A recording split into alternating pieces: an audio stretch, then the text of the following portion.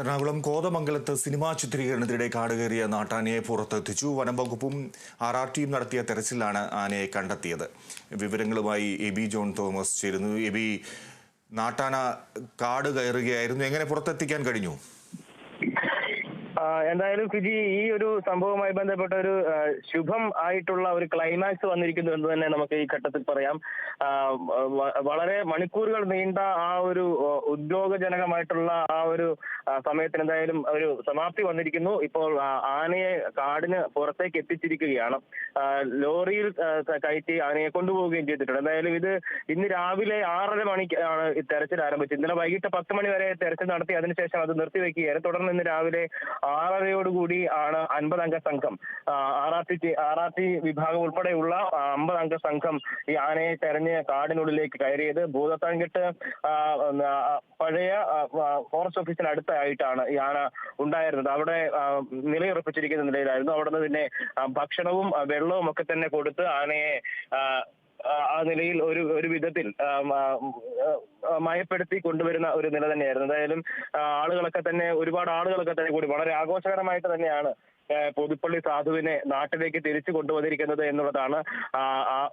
3 പാപ്പാന്മാർ ചേർന്ന് കാട്ടിൽ വെച്ച് തന്നെ ചങ്ങലയൊക്കെ ഇട്ടു. അതിനുശേഷം അവിടെ നിന്ന് നടത്തിക്കൊണ്ടുവന്ന് തുടർന്ന് ലോറിയിൽ കയറ്റി കൊണ്ടുപോവുകയായിരുന്നു. എന്തായാലും വളരെ സമയം ഇതുമായി ബന്ധപ്പെട്ട് ഉള്ളൊരു ആശങ്ക ഉണ്ടായിരുന്നു. കാരണം ഈ നാട്ടാനകളും കാട്ടാനകളും ഒരിക്കലും യോജിച്ചു പോകത്തില്ല. നാട്ടിലിറങ്ങിയിട്ടുള്ള അല്ലെങ്കിൽ നാട്ടിൽ നിന്നൊരു ആനയെ ഒരിക്കലും അവർ അംഗീകരിക്കുന്ന ഒരു സമീപനമായിരിക്കില്ല. അവരുടെ ഭാഗത്ത് ആക്രമിക്കാനുള്ള സാഹചര്യങ്ങൾ പോലും ഉണ്ടായിരുന്നു. ആ നിലയ്ക്കുള്ള വിശകലനം ഒക്കെ നടത്തിയിട്ടുണ്ടായിരുന്നു. എന്തായാലും അത്തരത്തിലുള്ള അനിഷ്ട സംഭവങ്ങളൊന്നും തന്നെ ഉണ്ടായില്ല. സാധു വളരെ സേഫായി തന്നെ നാട്ടിലേക്ക് തിരിച്ചെത്തിയിരിക്കുകയാണ്.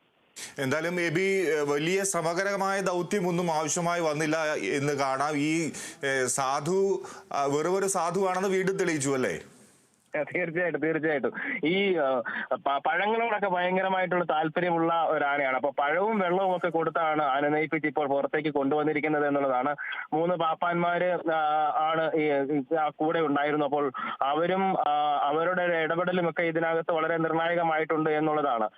ഈ നാട്ടാനകൾ അങ്ങനെ മനുഷ്യവാസമുള്ള സ്ഥലങ്ങളിലായിരിക്കും കൂടുതലായും അവർ നിൽക്കുക. അവർ ഉൾക്കാടുകളിലേക്ക് പോവില്ല എന്നുള്ളതാണ് പാപ്പാന്മാരും കഴിഞ്ഞ ദിവസവും പറഞ്ഞിരുന്നത്. അപ്പോൾ ഏതാണ്ട് ആ നിലയ്ക്ക് തന്നെയുള്ള കാര്യങ്ങളൊക്കെ തന്നെ സംഭവിച്ചു. സാധു ഇതിനു മുമ്പും നിരവധിയായിട്ടുള്ള സിനിമകളിലൊക്കെയും അഭിനയിച്ചിട്ടുള്ള ഒരു കൊമ്പൻ കൂടിയാണ്. തൃശൂർ പൂരം ഉൾപ്പെടെയുള്ള നിരവധി പൂരങ്ങളിൽ സ്ഥിരം സാന്നിധ്യവുമാണ്. അങ്ങനെ എല്ലാവർക്കും തന്നെ പരിചയമുള്ള ഒരു സൂപ്പർ സ്റ്റാർ തന്നെയാണ് ഈ സാധു, പുതുപ്പള്ളി സാധു എന്ന് പറയുന്ന ഈ ആന.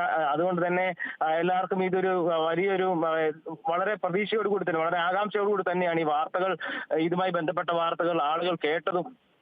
വളരെ വേഗം തന്നെ സാധുവിനെ പുറത്തെത്തിക്കാൻ കഴിയുമെന്ന് തന്നെയായിരുന്നു എല്ലാവരുടെയും വിശ്വാസം. അത് ആ നിലയ്ക്ക് തന്നെ, അതായത് ഉച്ചയ്ക്ക് മുമ്പായി തന്നെ അത് പൂർത്തിയാക്കാൻ കഴിഞ്ഞിരിക്കുന്നു എന്നുള്ളതാണ്. ആ ഒരു ആശ്വാസം എല്ലാവർക്കും എന്തായാലും ഉണ്ട്. ഫിജി പറഞ്ഞതുപോലെ തന്നെ, ഒരു പേര് പോലെ തന്നെ സാധുവായിട്ടുള്ള ഒരു കൊമ്പൻ, അങ്ങനെയാണ് ഇപ്പോൾ സാധുവിനെ വീണ്ടും ഇത്തരത്തിൽ സംഭവങ്ങൾ തെളിയിക്കുന്നതും. അത് തന്നെയാണ് പഴങ്ങൾ ഇഷ്ടപ്പെടുന്ന സാധുവിനെ പഴങ്ങൾ തന്നെ നൽകിക്കൊണ്ട് തന്നെയാണ് അനുനയിപ്പിച്ച് തിരികെ എത്തിച്ചിരിക്കുന്നത് നാട്ടിലേക്ക്. ശരി എബി.